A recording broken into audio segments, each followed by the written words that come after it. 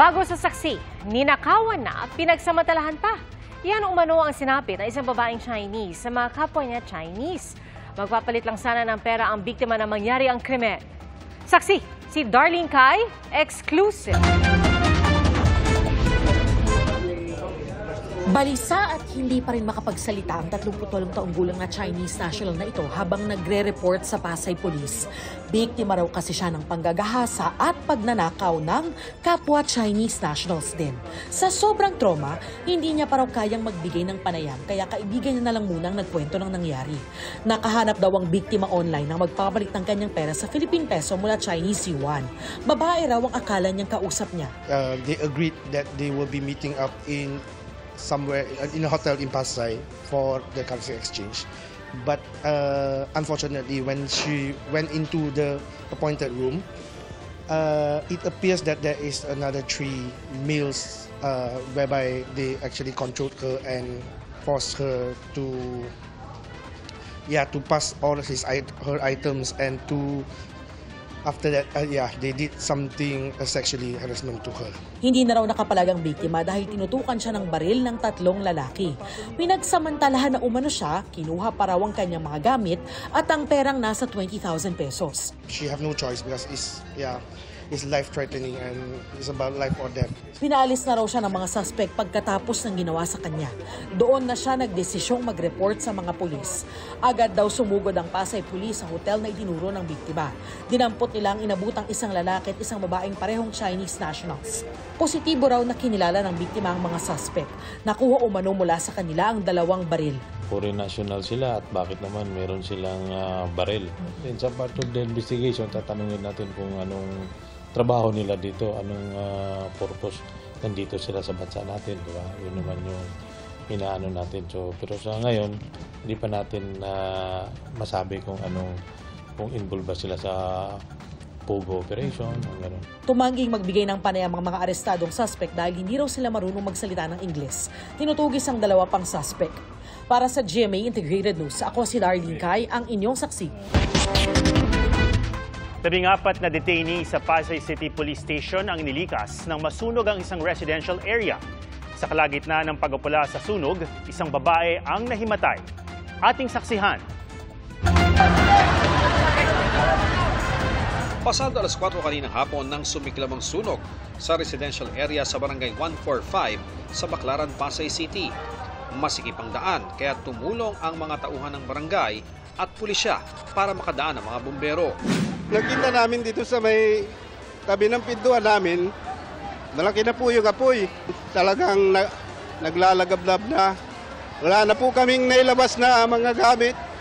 Dahil sa kapal ng usok, inilikas mula sa Substation 5 ng Pasay City Police Station ang 14 na detainee.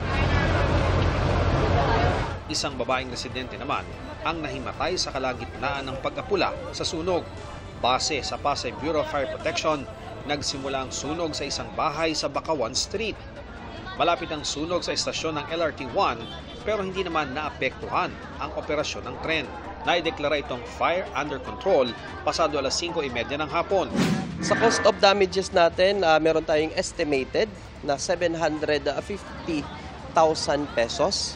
Meron tayong more or less 15 houses na involved sa ating nangyaring sunog.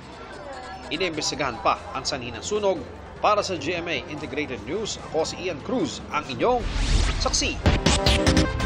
Hawak ng PAOK ang isang testigong magpapatunay sa koneksyon umano ni Alice Guo sa umano'y Pogo Kingpin na naaresto sa Laguna kagabi. Ang lalaki na kilala niya bilang si Boss Boga ang nagpondo umano para maitayo ang mga Pogo Hub sa Bamban at Porac. Saksi, si Salima Refran. Kapwa na bistong pugad ng sari-saring iligal na aktibidad at pag-torture sa mga Pilipino at dayuhan ang mga Pogo Hub sa Bamban, Tarlac at Porac, Pampanga. Ilang buwan matapos i-raid ang mga ito.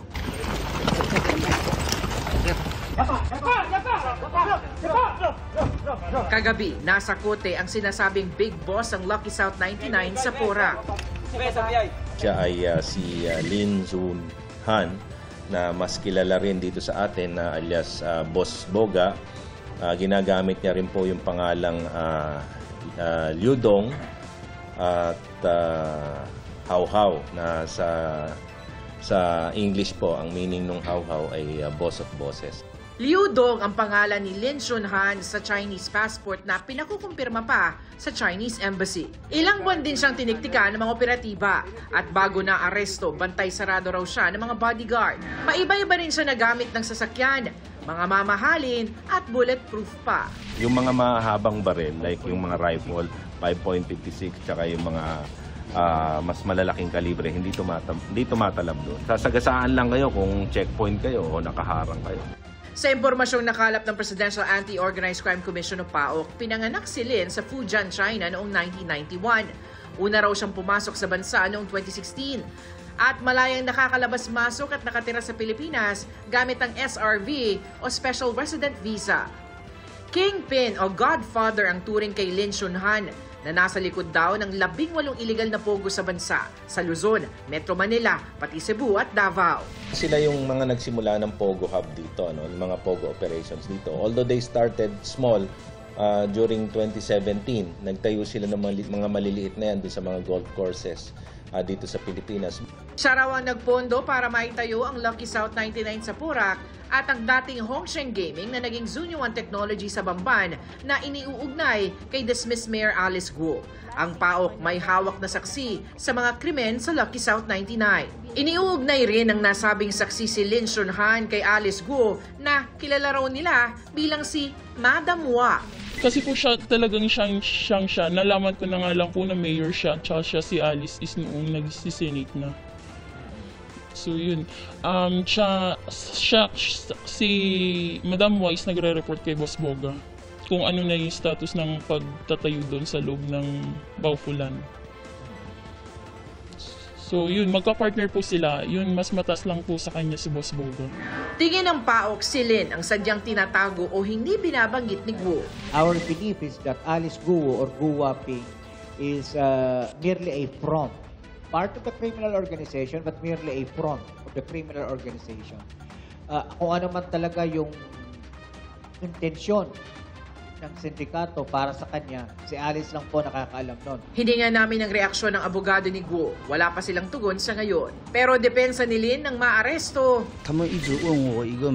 He thinks he's arrested strong guys and then maybe after that he will provide the passport. Bukod kay Lin, 12 pang dayuhan ang nasukol kagabi, kasama ang isang blacklisted ng immigration. Sumailalim na sila sa immigration inquest. Arestado rin ang 9 na Pinoy na pawang mga bodyguard, driver at staff. Ang ilan sa kanila, nakuha na ng mga armas. May info kami na merong isa sa mga bodyguards niya na former uniform personnel. We just don't know kung whether PNP siya or AFP siya. Nabigla lang po kami, sir. Hindi po namin alam na ganun yung mga problema. Nabigla rin kami, sir. Hindi po namin nakikita yung mga gawaan nila, sir. Patuloy ang investigasyon sa kanila. Para sa GMA Integrated News, Sanima Refran, ang inyong saksi. Mahigit 2 piso kada litro ang nakikitang taas presyo sa produktong petrolyo sa susunod na linggo, batay sa 4 na araw na trading. Isa sa mga dahilan ng tensyon sa Lebanon kung saan nadagdagan pa ang mga nasawi. Saksi, si JP Soriano. Ang tumitinding gulo sa pagitan ng Israel at Hezbollah sa Lebanon, hindi lang ramdam ng mga Pilipino roon, kundi ramdam din dito sa Pilipinas, partikular sa epekto sa produktong petrolyo. Ayon sa Department of Energy Oil Industry Management Bureau, ang sigalo sa Middle East at hagupit ng Hurricane Milton sa Amerika ang mga nakikitang dahilan ng posibleng pagsipa ng presyo ng petrolyo sa susunod na linggo. Batay sa 4 na araw na trading, hanggang 2 pesos and 30 centavos ang posibleng taas presyo sa gasoline, hanggang 2 pesos and 65 centavos naman sa diesel, at hanggang 2 pesos and 55 centavos sa kerosene. Sakaling matuloy, yan ang pinakamataas sa dagdag presyo sa diesel at kerosene ngayong taon. Noong January 30, pumalo rin sa mahigit 2 pesos ang taas presyo sa gasolina. Kabilang sa dahilan noon ang tensyon sa Russia sa gitna ng gyera nito sa Ukraine at ang tensyon sa Red Sea sa gitna ng pambobomba ng mga Houthi ng Yemen sa mga barko roon. Ang mga Houthi sa Yemen at Hezbollah sa Lebanon parehong nakikisimpatya sa Hamas sa gitna ng giyera sa Gaza. Kahapon, 22 ang nasawi sa airstrike ng Israel sa kabisera ng Lebanon na Beirut. Mahigit 100 ang sugatan. Ang target umano ng pag-atake si Hezbollah senior official Wafik Safa. Nakaligtas umano ang opisyal ayon sa ilang sources ng Reuters. Kita sa kuwang ito ng OFW na si Rosemary kung paanong di magkamayaw ang mga residente at rescuer ng Ras Al Naba. Bukas o sa araw ng linggo, inaasahang darating na sa Pilipinas ang ilang OFW sakay ng commercial flight na nagpalista sa repatriation sa Lebanon. Pero ngayong buwan din, inaasahang matutuloy na ang chartered flight o yung pagkuha ng arkiladong eroplano para magsundo ng mas maraming Pilipino.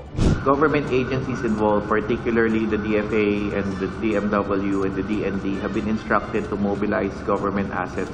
We're braced to bring home our OFWs in Lebanon. We stand ready. The sense of urgency is there.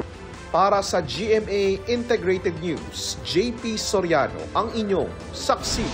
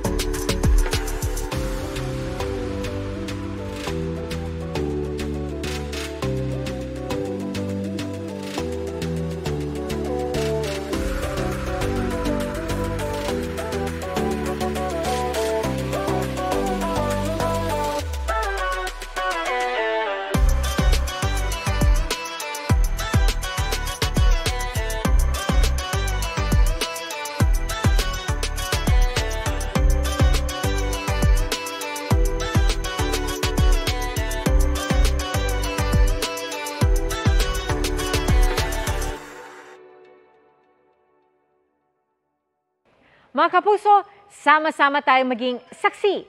Mag-subscribe sa GMA Integrated News sa YouTube at para sa mga kapuso abroad, samahan niyo kami sa GMA Pinoy TV at sa www.gmanews.tv.